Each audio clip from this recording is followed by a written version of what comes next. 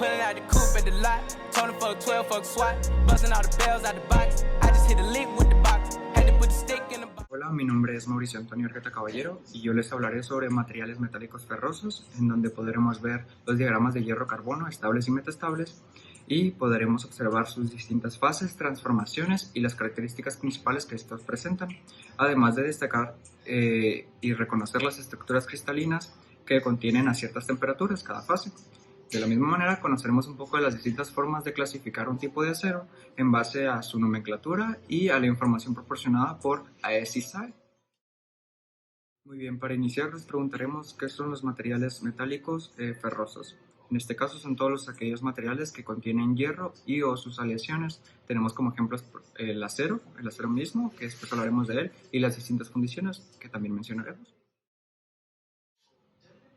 Posterior a esto podemos ver que en el diagrama de hierro-carbono existen dos subconjuntos, el diagrama estable de hierro-carbono y el diagrama metaestable, que se compone por hierro y carburo de hierro, que es el que nos interesa en la parte más de ingeniería.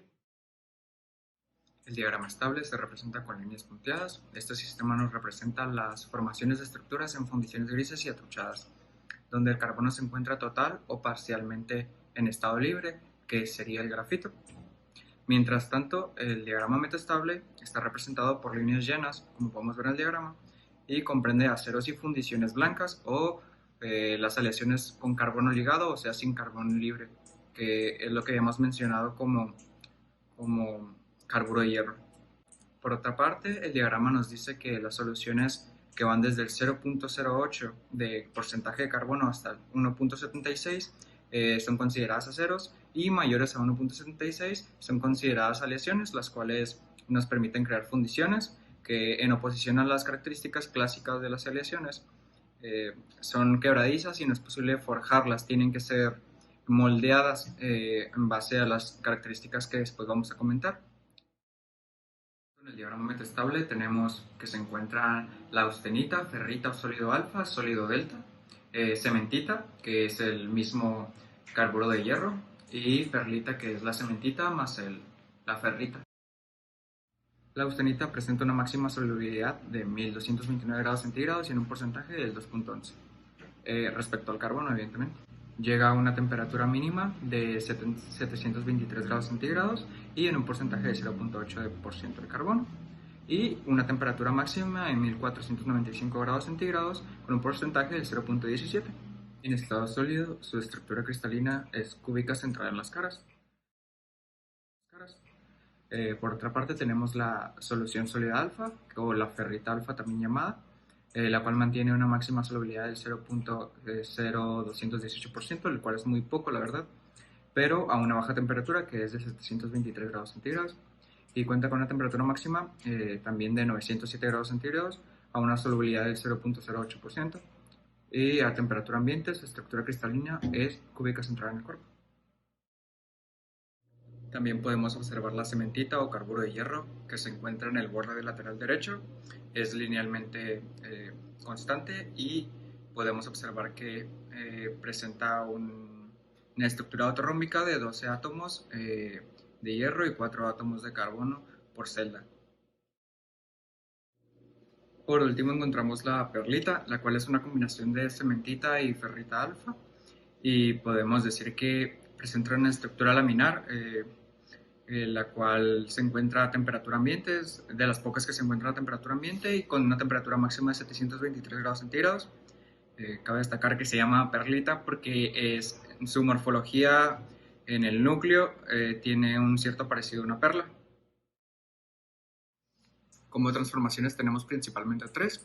Tenemos peritéctica, eutéctica y eutectoide. La transformación peritéctica se encuentra a 1495 grados y se produce mediante el líquido a 0.53% de carbono y más el hierro delta al 0.09% de carbono, lo cual genera austenita al 0.17% de carbono. Por otro lado, las transformaciones eutécticas se generan a 1129 grados centígrados con el líquido a 4.3% de carbono y produce austenita al 2.11% de carbono, más cementita, que es el carburo de hierro. Por último, dando lugar a todas las transformaciones, tenemos la eutectoide, que se presenta a 723 grados centígrados, y de austenita, el cual se transforma en ferrita a 0.0218%, más también el carburo de hierro.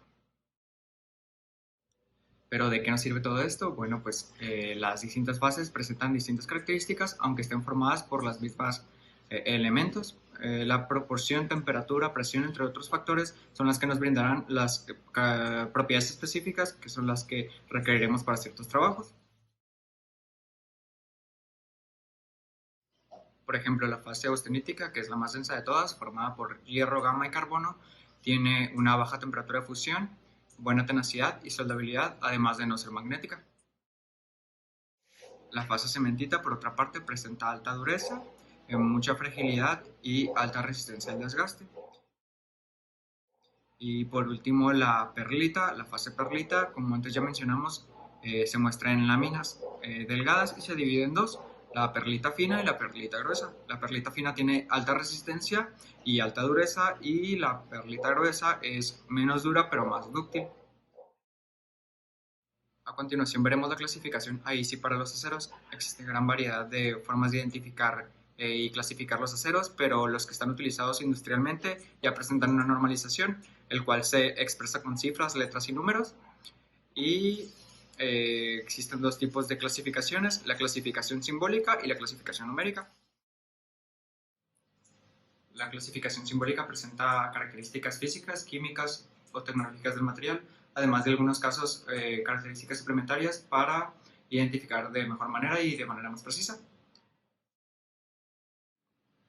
Por otro lado, la clasificación numérica no presenta descripción del material, simplemente agrupa cierto tipo de materiales en números, como su nombre lo dice, y esto te arroja una codificación alfanumérica que nos va a presentar lo simbólico y lo numérico, o sea, en qué grupo está este material y qué características físicas o químicas representa, para de esa manera poder encontrarlo o abordarlo.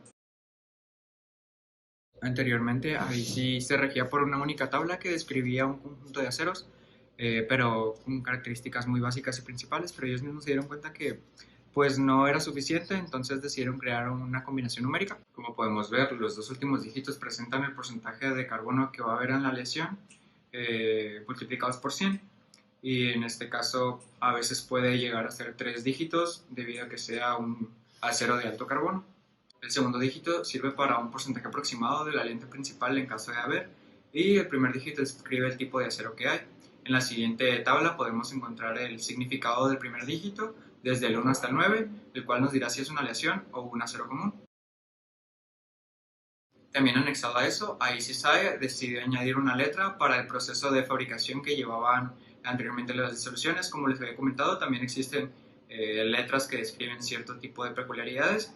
En este caso, podemos ver un ejemplo que representa el 20% de carbono en una escala del 1%, claro, de aleación total, y podemos observar también que no está aliado gracias a que el segundo dígito es 0 y que es un acero corriente u ordinario, porque su primer dígito es 1, como 1020. En este otro ejemplo tenemos que se encuentra un 15% de porcentaje de carbono. El 2 representa un 1.6% de níquel y un 1.5% de cromo, y el 3 que va a ser un acero de tipo níquel-cromo, como hemos visto en la tabla. ¿Por qué no coincide que sea un 2%, por ejemplo, en el níquel, que es el aliante principal? Pues porque tienen ciertos márgenes, en este caso del níquel y cromo. El níquel tiene un porcentaje del 0.5% para estar arriba o abajo del número que se diga ahí. Por ejemplo, si dice 2, puede estar desde el 1.5 hasta el 2.5 en caso específico del níquel cromo, y así con todos los demás. También hay una tabla para eso. ¿Para qué nos sirve todo esto? Pues comprender la composición principal de un determinado acero puede ser de gran ayuda para entender, por ejemplo, las aplicaciones que puede tener este tipo de acero en cuestión, porque no todos son iguales, como ya hemos podido dar cuenta. Por ejemplo, los aceros, en este caso son 1005, son bajos en carbono por el 5% de carbono, y pueden utilizarse en cimentaciones y fabricaciones de láminas. Mientras tanto, los aceros de 1015, por ejemplo, se pueden utilizar como aceros estructurales de vigas, perfiles o superficies, etc. Con esto doy por finalizada mi exposición. Muchas gracias.